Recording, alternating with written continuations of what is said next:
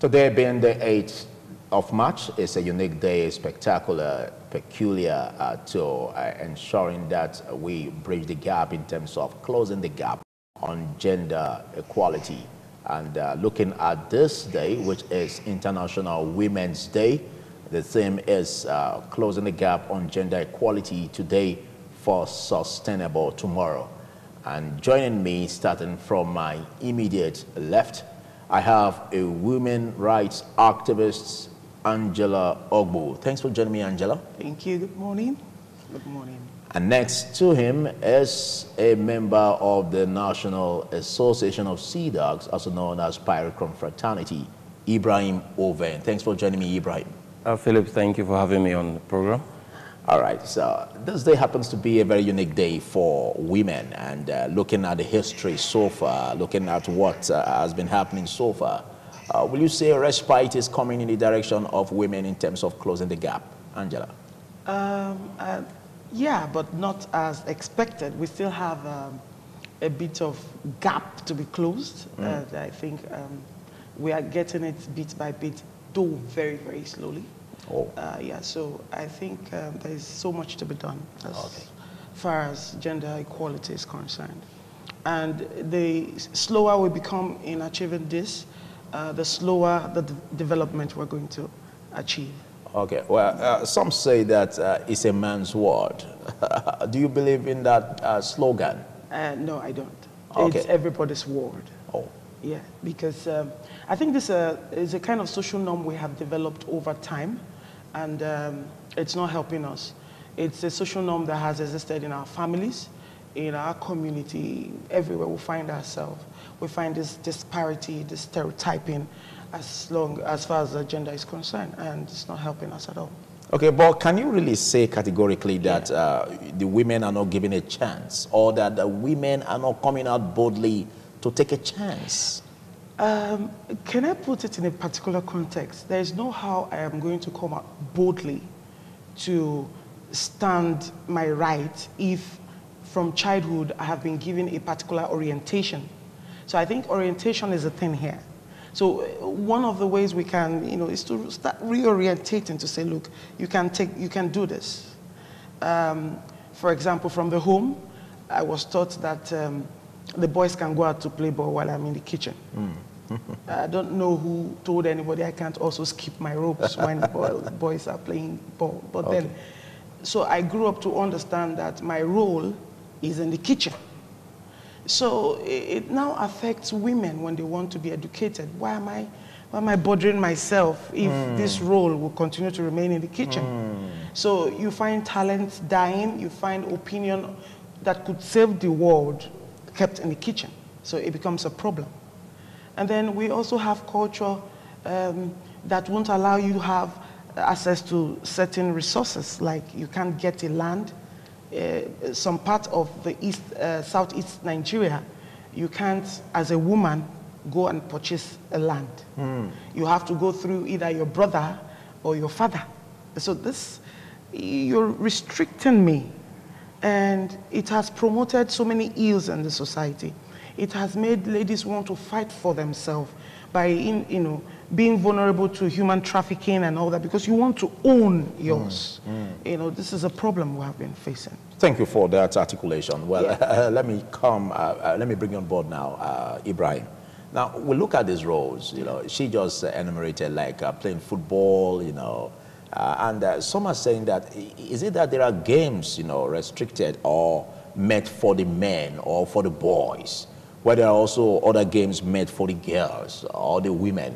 How do you tackle this? Do you think this could be one of the reasons why we're having this gap that is yet to be closed? I know, basically, first, like she is talking about the cultural part, because the whole thing, the gender gap thing, it's a thing that starts from the home. Okay. It's a thing that's introduced into us, because the truth is that when a child is born as a child. The child doesn't know anything. He plays with the boys and the girls, and they all play the same play until a certain age where they start, where you, the parents, or the parents at home starts sharing roles and saying, don't you know you are a girl? Don't you know you are a boy? Don't you know you are supposed to do this? You are supposed to do that. You are not supposed to do that. Yeah. And then at the end of the day, when it comes to chores and games and all that, before now, there was no women football league. But now there are women football league everywhere. So it's true, we are closing the gap gradually. We are actually doing a whole lot of things to actually ensure that this gap is closed. But what we are saying is that we are not doing so much enough. Why are we not doing so much enough? That's why we are saying, okay, these gaps can be broken in our homes, in our schools, in our workplaces and all that, because I cannot imagine that a guy, a woman and a man are doing the same job, and yet the man gets paid higher for doing the same job with the woman that's doing the same job with you. And there are no differences. And then you wonder why would the woman should receive less for the same job that the man is being paid for. Now we also go to our institutions itself. The institutions too are not so helping. The enforcement institutions especially. Like for instance, I'm a man, probably, let me use the word, I'm a man in the police, for instance. I have to take permission. I don't need permission to marry any woman of my choice. But as a woman, I need to take permission to get married. It means I have to take permission from the commissioner of police that I want to get married. So these are part of the gender gaps we're talking about. And so basically, if you are going to say, okay, everybody who wants to get married in the Nigerian police force, for instance, must take permission from the CP to get married. Okay, but do not categorize that the woman should do that and the man cannot do that. For instance, you join, you are also part of there's a particular period of time you cannot get pregnant. But agreed, but okay, what are their reasons? Their reasons is basically because when you are pregnant, you may no longer be as effective as you are. It distorts the job. But notwithstanding, you took them in, so you should also know that that part of their life will come. I think you just raised a very vital point that we have to really tackle, you know, because it is believed that, you know, fighting crime, you know, being at the forefront is a job for men, you know. It's not really a job for women because you have to go about, you know, shedding blood, you know, you have to go about doing some very grave things that could be danger or could upset the women gender. So don't you think that is basically where you can differentiate between the men and the women? How do you measure what is dangerous to who? So this is the question. Like fighting on the forefront? Yeah, so how do you measure it's dangerous to me? I think, like I said, all this has to do with the issue of socialization. I could have grown in a more violent environment, and I can, you know, hold a gun or shoot a gun better than a guy who grew in a very serene environment and does not know what violence is all about. It depends on your exposure. Yeah, so you can't judge me now and say, oh, because you're a woman, you can't go to the war front. Who says? What's your measurement? You know, so these are...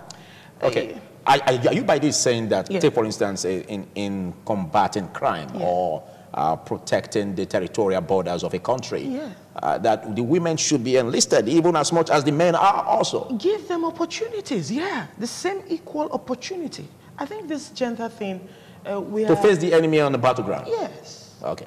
Because this whole issue is making me feel as if there's a competition somewhere. My colleague or associate mentioned football. But again, we have female footballers. Are they being paid the same amount? No.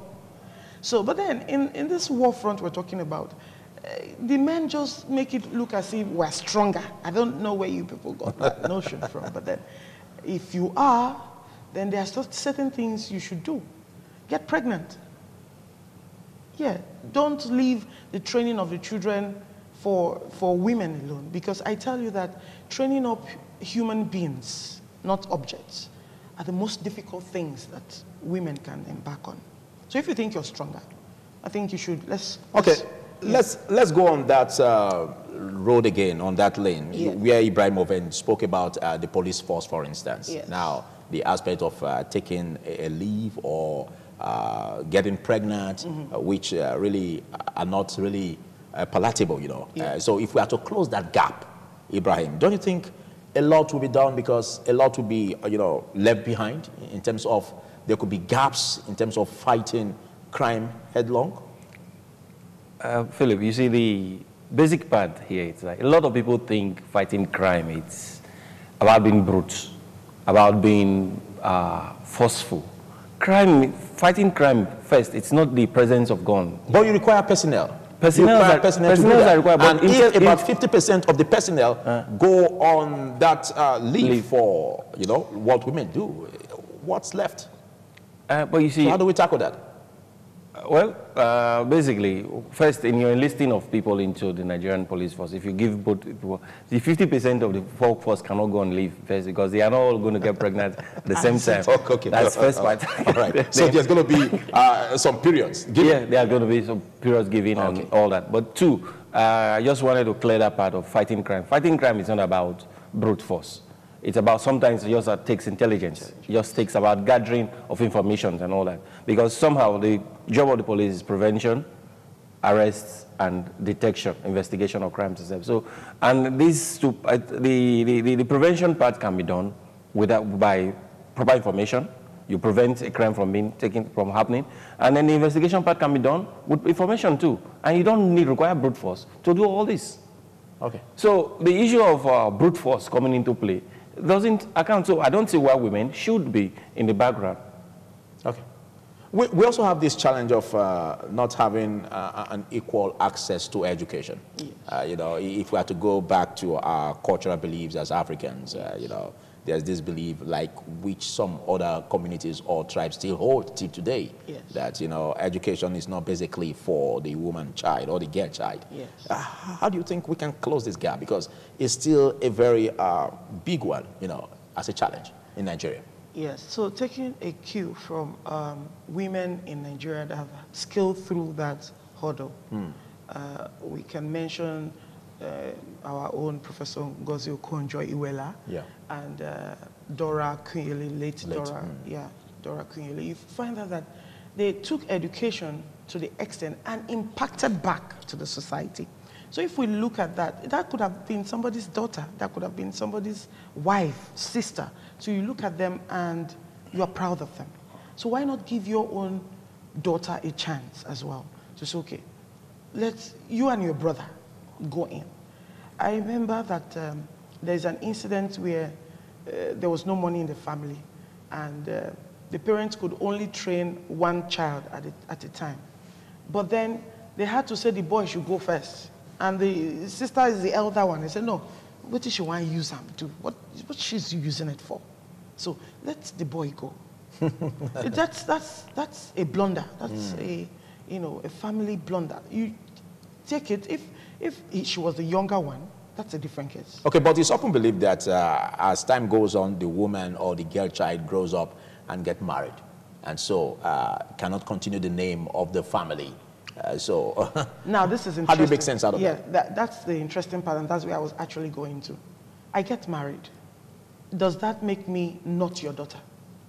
As a matter of fact, I even get more passionate about my family of orientation than my family of procreation. So I'm always trying to tell my husband, I want to buy clothes for my mom. So I'm always attracted back as a female.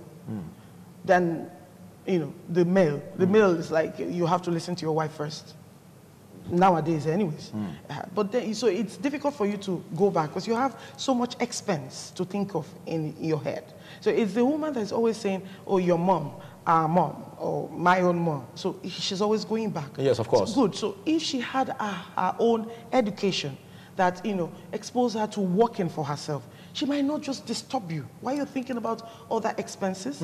She's just, okay, I can do this myself. Mom, take, dad, take. She can even extend to your own family to say, okay, you can now take. Because she's now educated to actually, you know, fit into creation of resources. You make a point, because that's where we talk about this aspect of being breadwinners. You know, we take our minds back to how creation started religiously, looking at the book of wisdom, the Bible, for instance, where it says man has to till the ground. But these days, women do till the ground, while the men just cross their legs, watch TV. How do you tackle that, Ibrahim? The basic thing about women tilling the ground, it's these days I agree we are giving women more opportunities to actually till the ground. Yeah, because if you look at the rural areas, for instance, you take a huge proportion, you know, of people that are in the farmlands. They are women. Basically, you realize that in some cultures, what the men do, basically, it's till the soil. The women do the planting and the clearing of the fields in some cultures. Okay. Especially some Nigerian cultures. The man's job is to try to break the soil, do the heap, and then the woman does the planting and all the other part of the farming. Oh. And when it comes to harvesting, the man may also go back, do the harvesting, while the woman does the cutting of the harvested goods to the market, the sales of the goods and all that. Okay. So the thing is that functions are shared because of societal attributes and norms. Okay, but I'll come back to you. Is that true? Well, looking at women, for instance, who really do this. We could look at it from different culture. Okay. There are culture that actually predict what particular farm or type of farm produce you could plant as a woman. As a woman. Yeah. So the idea is that you should be reliable or I'm sorry, dependent on your husband. So they give you things like vegetable to plant where you sell for 50 naira, 100 naira. Okay. That's no problem. You can handle that. Right. Then when it comes to palm oil plantation, it is the men that should have that one because they generate big money. Or like the cocoa, for instance. Exactly. So the men has to go for it. You calm down. You don't have to have more money than I do, so that you can always come back. I'm the head of the house. So this is the problem we're having. Oh. Yeah. Well, how do we tackle that, Ibrahim? Because though it's quite mind-boggling, but it's what should be tackled. Yeah. Because we look at recently what's been happening, you know, at the National Assembly, even to the amendment of the Constitution that is ongoing. Yeah. And you see women protesting because the federal lawmakers, you know, threw away most of the women-related bills. Don't you think that's quite a bit of challenge? Not just a bit, a huge one that the Nigerian government really turning the other eye over. I don't really. You see, the thing is, when you create a bill for women, you actually, at that particular point, you are not being the gender equality doesn't come into play. Oh, there. really? It doesn't. Because no. The base could be to pace up towards closing the gap. Exactly. It is towards closing the gap. You see, when you look at the thing is like women, like representation in the political sector, for instance. Yeah. You know, in politics, you see more of men than women. Correct. So if the bills are to bring about a huge proportion, you know, that will close the gap, isn't wrong. No, I'm not saying it's wrong, but I'm also saying that at that particular point, the women will be losing the fight itself because they are becoming gender biased at that particular point. Or they are becoming, they are now approaching the men. Yeah, in terms of what the men take. No, not the thing is this, like if you look at population, for instance, the women have more population. Going about this fight by changing the rules and laws and saying you will have social portion is like begging me to give you a portion when you can take the portion for yourself. When you can take the portion for yourself. Exactly. But the men are occupying those spaces where they can. They're occupying those spaces because the women allow the men occupy those spaces. Oh. What do you say? This is a big chunk I have to, you know, say something about. Now, first of all, we're trying to correct what has already been done. Okay.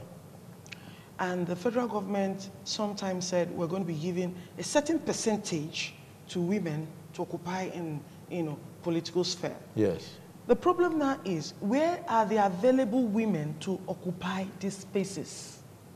That's a big question. And that is because we have not, you know, given education to the women. And if this is happening, if you're not educated, you can't, you know, actually fill in that gap. So we're still now going back to the family. But then, moving forward, the little percentage of women we already have in politics, what push are they applying? At this point, it is time for you to now come back to the grassroots where you have more women settling down to say, it is time for us to stand up. This is my position in these areas. And it is time for you to now say, I should go for us.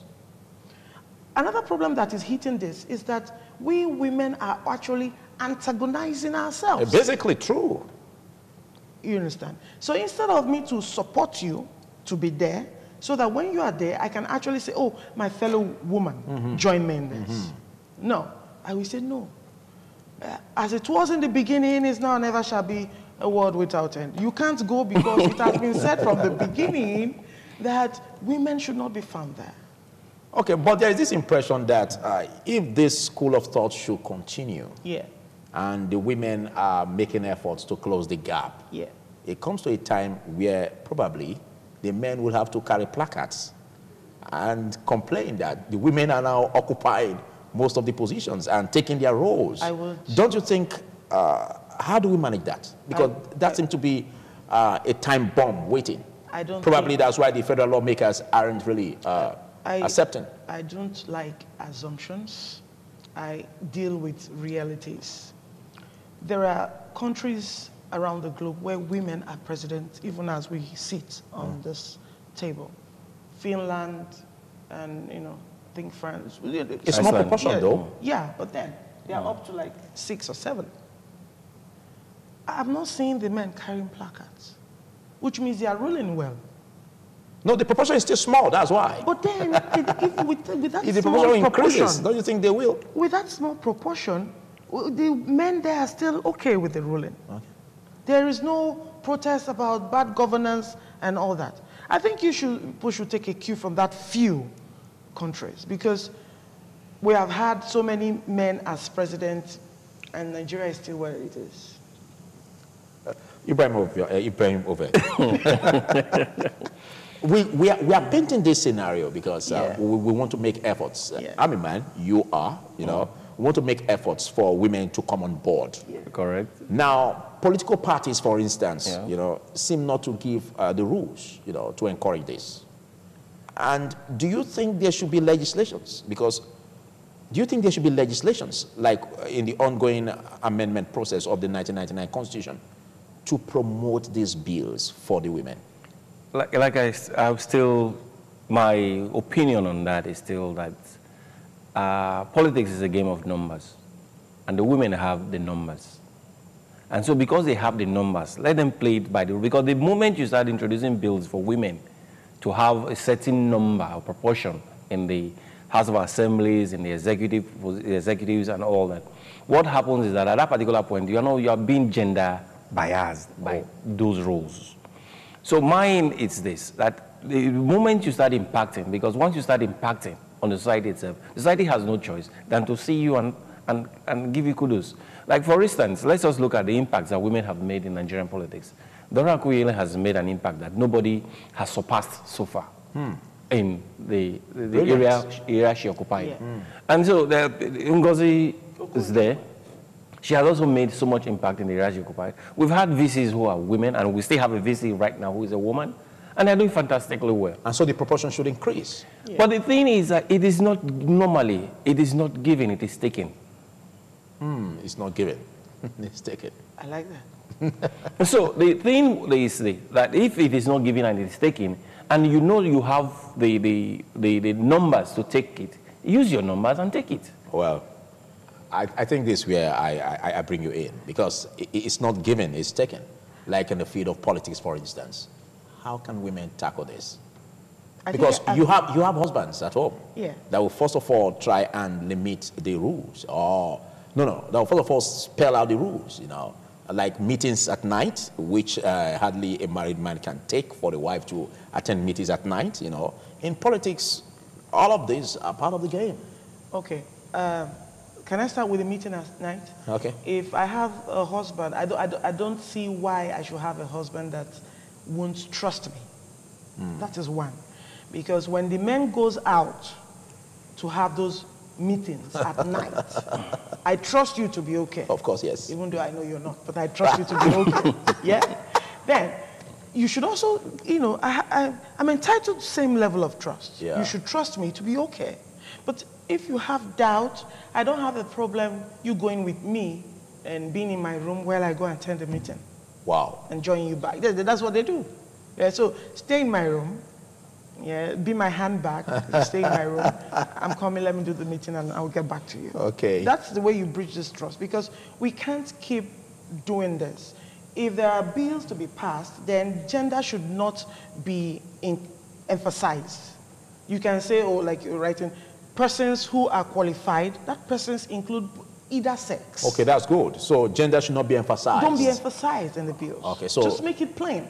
Okay. So it means whoever is qualified. So in that case, you are against that initiative set by the women, you know, to promote some bills. Yeah. So what, I'm not saying. I'm saying that give equal opportunity. If you think that a man is qualified, it's now a show off of what you have to offer. So now it makes the women now brace up to the tax. So if I want to go for House of Rep, for example, I should liaise with my fellow women and say, we don't have people who represent us over there. And they are not making rules that will, you know, encompass our own issues. So we need to send representative, and I think you should send me. Okay. In that case, it is now my word against my male counterpart. I like this drive, and I like your dexterity, and of course your resilience. But you know, yeah, you said earlier that women, you know, seem to be antagonizing themselves. Now, yes, how do you break that jinx? Because it's one thing for you to say you are gunning for a position. It's another for a woman or the women to support you. So I'm trying to bring out or to carry out a research where I have to deal with the emotions of women like myself. It's a pity that we are yet to recognize that we all have different talents. Yeah, you could be good in writing while I'm good practically. Yeah. So if we're both women, and I should recognize that I need your writing skills to add to my practicality to, you know, make it complete and have a push. So instead of antagonizing you, I think I should be your friend to say, you have what I don't have, and I think I have what you don't have. That's intelligent. Can we create a force? And of course, I tell you that that force will be indomitable. Wow. But then, so this is what we don't know. This is what reorientation can help us out with. We could keep going to the women down in the society, do a whole lot of campaign, do a whole lot of advocating to say, look, you have what we have, or what we need, sorry, because we are larger in population. There's a man that who will always say that we can marry 4 wives and we will still have more women, you know, in the world of society today. So if we can recognize this tool, powerful tool, and use it, I tell you, we'll be the president of Nigeria. Thank you very much. In case you're just watching, it's International Women's Day, and we're looking at breaking the barriers. And I've been speaking with a women rights activist, Angela Ogbu, and of course with a member of the National Association of Sea Dogs, otherwise known as Pirate Confraternity, and is Ibrahim Oven. But let's look at this aspect where we're going to be bringing respite, you know, in terms of closing the gap. Yeah. And then we have this challenge where sometimes we believe that the men show some violence, you know, against the women, you know, not necessarily physical violence, you know, emotional violence also, you know, like the woman being made to be loyal to the man, you know, even whenever he needs to satisfy his sexual urge and all that. And then the woman says, no, he's not ready for that yet. How do you tackle that? Because that could be an aspect of rape if the woman is not accepted and you are forced. Do you think that applies here? We've always talked about the fact that no means no. That has always been, for us. Doesn't apply? Doesn't apply. It doesn't apply? No means no. If she says no, then it is no. Okay, it is no. No situation, yes. Oh, great. So we don't encourage violence of any type, without physical or emotional violence. Okay. It's something we abhor, and we try as much as possible to preach that to every... But the Book of Wisdom said that the woman should submit to the husband. Exactly. Submission. Submission. It's willingness. It's personal. But it covers the bedroom. It is you. Doesn't it cover the bedroom? But it is you submitting. It means that you must be willing to submit. Submission is a willing thing. It has to come from you submitting. That you say submit to your husband means it is me agreeing to submit. It is not force me to submit. If you are saying this, Yes. it could bring a lot of issues in the bedroom. I want you to clarify that as a women rights activist, Angela. I have issues with you taking a particular, because religiously, there have been so many problems in the society created by religion. Wow. Now, you just quoted a Bible verse and you didn't finish it. And that is really? my problem. That's a gender. That's another gap to close. Exactly. Apologies, please. Yes, please. Thank you. I accept it, Julie. Now, there's a problem when you tell me, the Bible says you should submit. Okay. And I'm looking at you. I'm actually looking at you to finish what you're supposed to finish. Because the same Bible just below says you should respect me. Love. You respect me, you love me. Okay. Yeah, so, which means if you love me, things should be done mutually. But we have homes where if the woman have to demand for attention in the bedroom, it means that the woman is promiscuous. And that, I have issues with that. So I will have to wait, cross my leg, and wait for you to have the urge before I can now have a bit of you. That's not it. Supposing when you have the urge, I'm no longer interested. That becomes rape. Yeah. Yeah, even if I'm married to you, it becomes rape.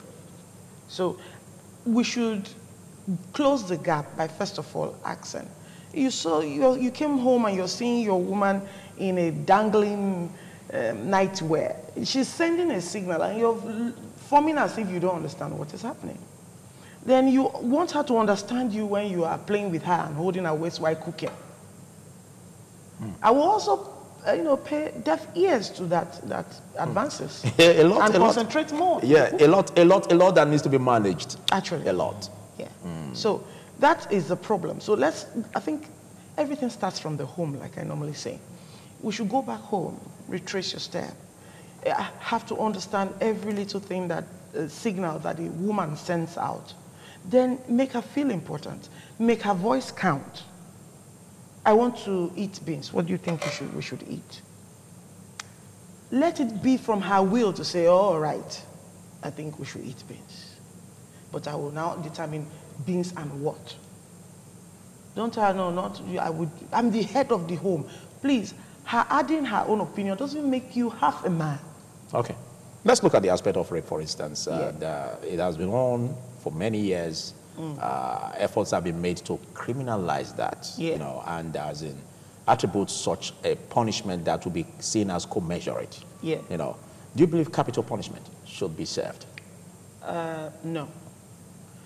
I want to say something, and I've always said this when I'm given the opportunity. The rapist is sick and needs help. Psychiatric evaluation or something.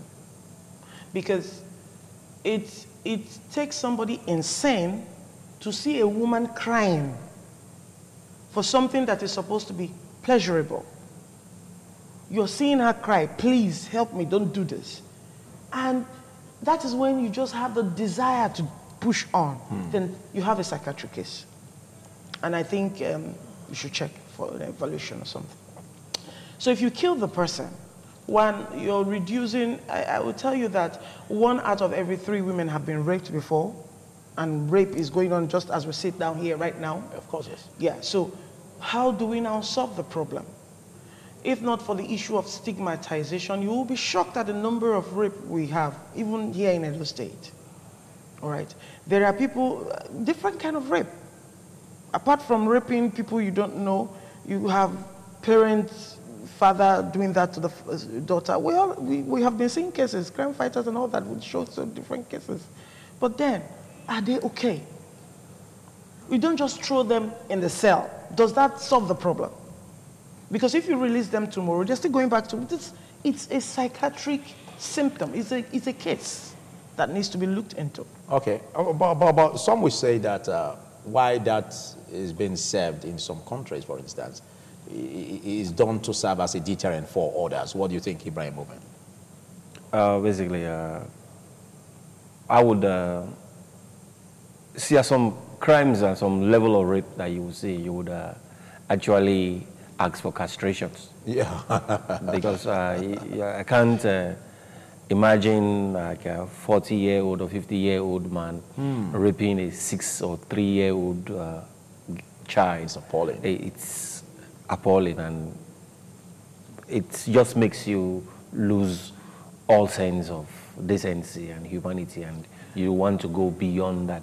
But however, when justice is served beyond justice, it becomes injustice itself.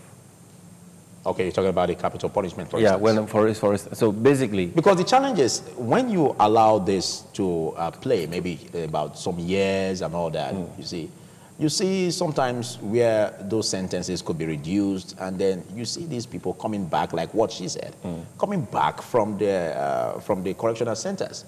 And instead of them to behave like they've been corrected, they continue in... They still continue in it. So I think that could be the reason why some are asking for this. So how do you tackle that, Ibrahim Oben?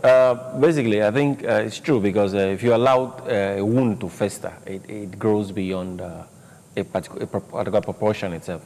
Well, capital punishment, I would say life imprisonment, it actually would be more appropriate than death. Okay, Angela. Please. What you call a correctional center, do we actually have it in Nigeria? That's what the name is called. Well, so but I don't see any correction going there. I just see people, officials keeping people for a number of time and then release them afterwards. Because when you talk about correctional agencies, it means there are laid down rules or procedures, systematic procedures that actually make you totally repentant of what you have done. That also includes, you were asking how the person will change. How will he change?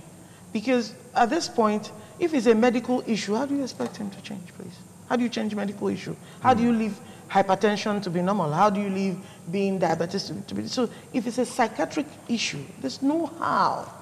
So those are things that should be added to correctional agencies. There should be affiliations that we have this person normal. So I'm punishing you for doing this to either a young person or an older person. Rape is rape, yeah? But then, how are we going to solve it? I'm keeping you here. What do I tell you every morning? What is your religion? Do I involve your religion, that thing you believe in, that thing you so cherish? Do I use it to talk to you? Yeah. Apart from that, do we go for health examination to know that you're okay? You did this purposely or unpurposely. So these are things we need to talk about before we start saying, oh, we have corrected this person.